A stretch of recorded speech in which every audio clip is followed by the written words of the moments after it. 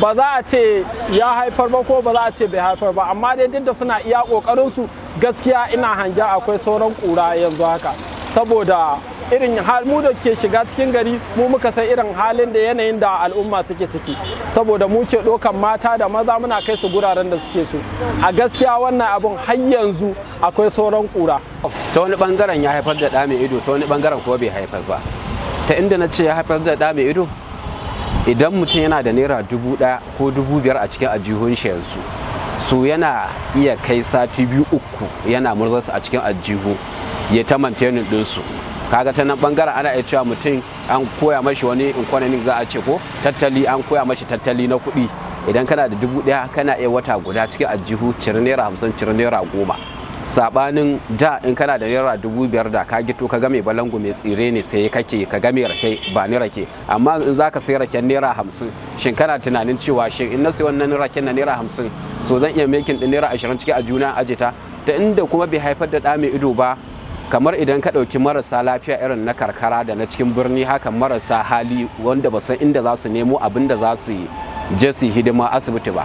Mutum yana da mara lafiya an rubuta mashi magani na 5000, bai san hanyar da zai biya ciro wannan naira 5000 ɗin ba. In za ka ciro ta ma a'a an ƙara maka naira 1000 ko 1000 da wani abu a kan wannan 5000 ɗin. So kai kuma kana da mara lafiya za ka sai mashi magani, to kaga nan bai haifar da ɗa mai ido ba. Gaskiya tsakani ga Allah gaskiya bai haifar ba. Gaskiya. Saboda yanayin yadda abubuwan ke gudana yanzu, abubuwan sai a hankali, sai dai ba a sani ba ko zuwa nan gaba abubuwan za su warware. Duk wani ɗan kasuwa ya san yanayin canjin kuɗin nan da aka yi, ya san karancin ciniki, akwai karancin ciniki sosai a yanayin halin da ake cikin. A gaskiya magana Allah ba abin da ya yi, sai rashin kuɗi da kuma rashin abinci ga mutane, saboda menene wani sai ya fito ya nema zai koma, to ka fito ba ka da kuɗi, ka yi ba mutum aikin naira 100 ya ce maka ne ka da POS. Yanzu ka duba wa'annan yaran da suke raba da mu, mota ce za su wanke amma wai a ce masu akwai account number.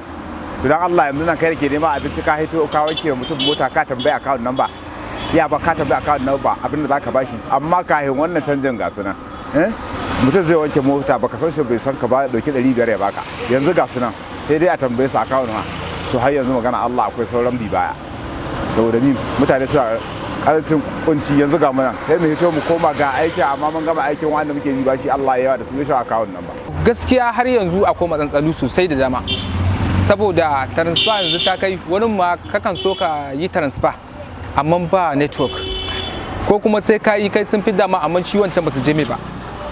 Saboda gaskiya har yanzu akwai matsantsalu, saboda musamman ƙananan 'yan kasuwa gaskiya akwai matsantsalu sosai da dama.